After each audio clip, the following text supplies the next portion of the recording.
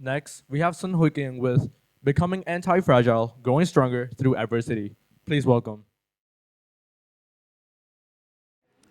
All right, hi, I'm HK, and today I will be talking about Stoicism and anti-fragility. But before I begin my speech, I want to ask everyone two questions. Raise your hand if you consider yourself a calm person. Oh, wow. Okay. And now raise your hand if you consider yourself quick-tempered. Okay, that's way more. I didn't anticipate that. All right, with that aside, let's begin.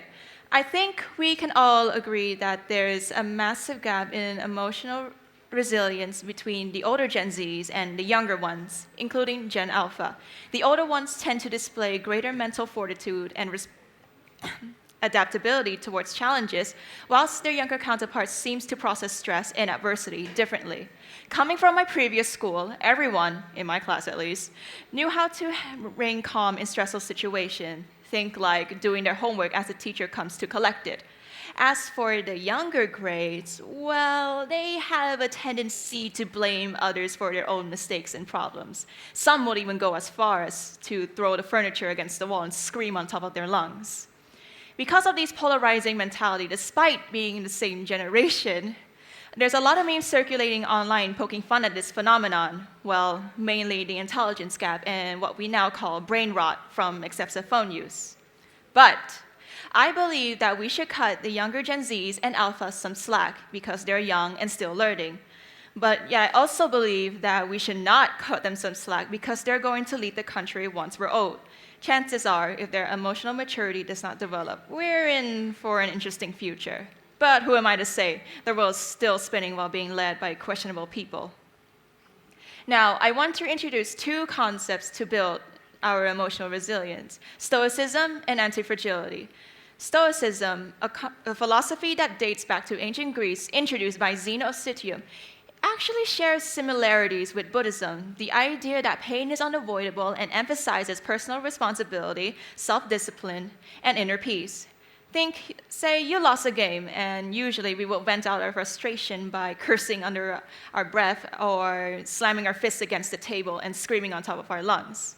A Stoic, meanwhile, would take a step back, assess the situation, figure out where they went wrong, and once they realize their mistakes, they will actively avoid it, and because of that, they eventually come around to beat the game.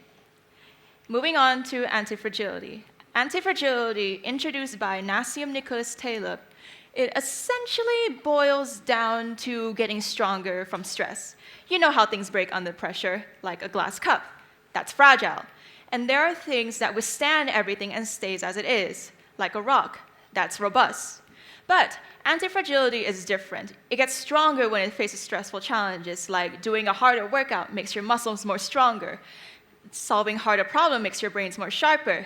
And stepping out of your comfort zone makes you more confident.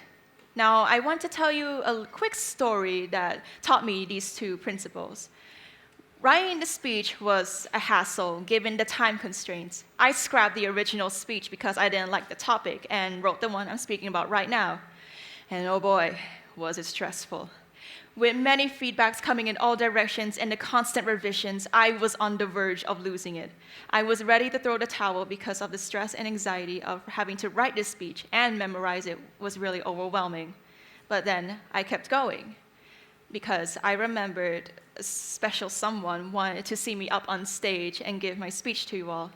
And so as suffocating as the stress is, I refuse to let it overshadow my special someone's promise. And so here I am, standing here before you, not with a finished speech, but with a reminder that our why is always stronger than our what ifs.